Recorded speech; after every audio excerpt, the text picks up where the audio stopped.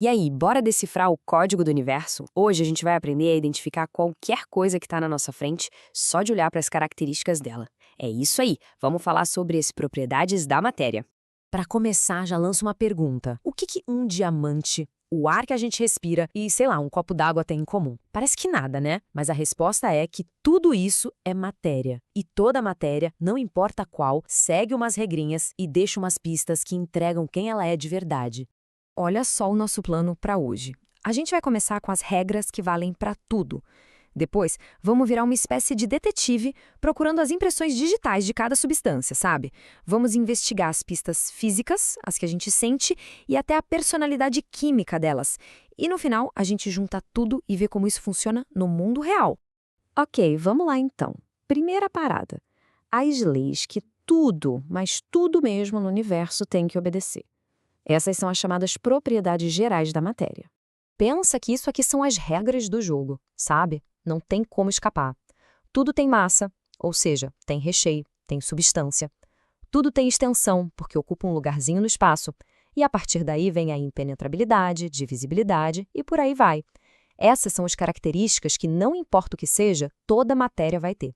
Agora, vamos dar um zoom aqui na impenetrabilidade, que é uma ideia muito legal. É simples, mas é a base de tudo. Tenta botar um livro exatamente onde já tem outro. Não dá, né? Por quê? Porque dois corpos simplesmente não ocupam o mesmo lugar ao mesmo tempo. É uma lei universal, ponto final. Então, qual é a grande sacada aqui? As propriedades gerais dizem pra gente que uma coisa é matéria, mas elas não contam que tipo de matéria é.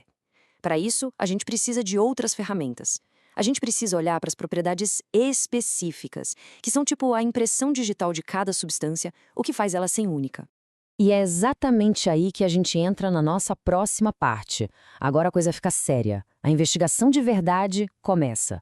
Vamos descobrir como os cientistas e até a gente mesmo no dia a dia podemos usar essas impressões digitais para sacar exatamente o que a gente tem em mãos.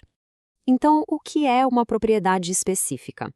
Pensa que é tipo o DNA de uma substância. É aquele conjunto de características que faz a gente diferenciar água de álcool ou ouro de um pedaço de ferro. É o que permite a gente bater o olho e falar com certeza: aham, é disso que se trata. Vamos começar então com o mais óbvio, né? As pistas que a gente consegue pegar de primeira sem precisar mudar a substância.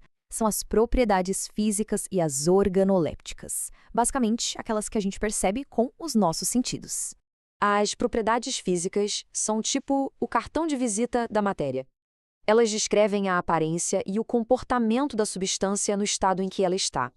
A gente está falando de coisas como densidade, ponto de fusão, solubilidade, características que dá para medir e que não alteram a química da coisa. E olha só que exemplo claro disso. Pega o chumbo e o alumínio. Os dois são metais, certo? Mas as densidades são completamente diferentes. E mesmo só de olhar para a aparência deles, a gente já vê que não são a mesma coisa. Essas pistas físicas são a nossa primeira linha de investigação. O exemplo clássico é a água, não tem erro. A gente sabe que ela ferve a 100 graus Celsius no nível do mar. Mas por que esse número é tão específico? É porque essa é a temperatura certinha em que as moléculas de água ganham energia suficiente para se soltar daquele abraço que as mantém líquidas e, puf, escapam como gás. E essa quantidade de energia é única da água. É um identificador tão certeiro quanto uma impressão digital.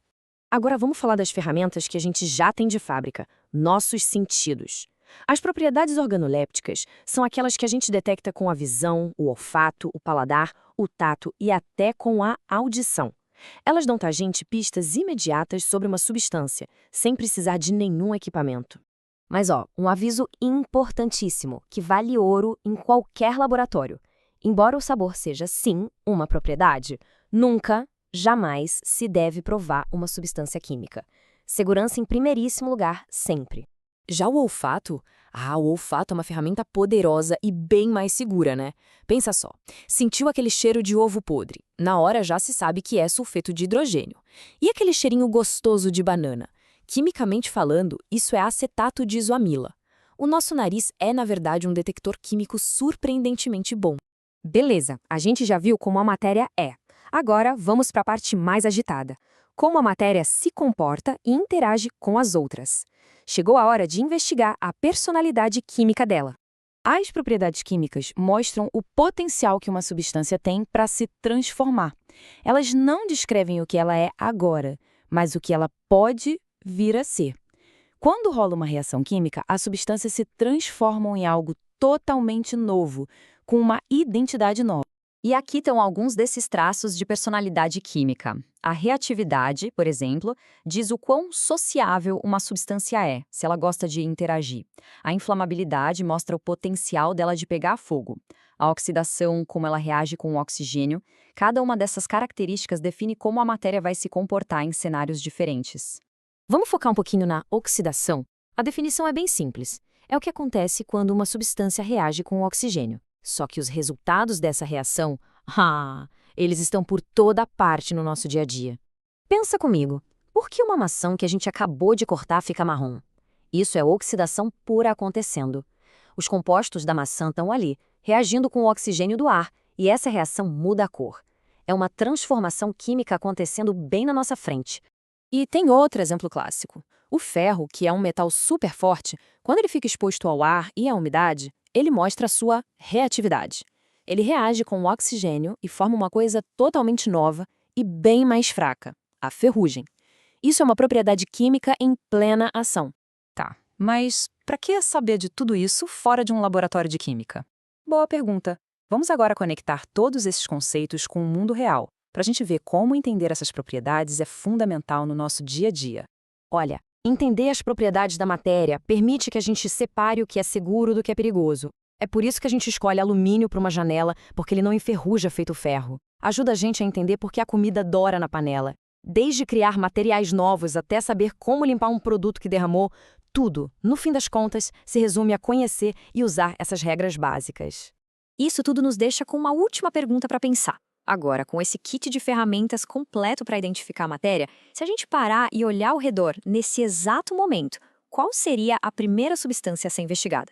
A jornada do conhecimento sempre começa com essa curiosidade.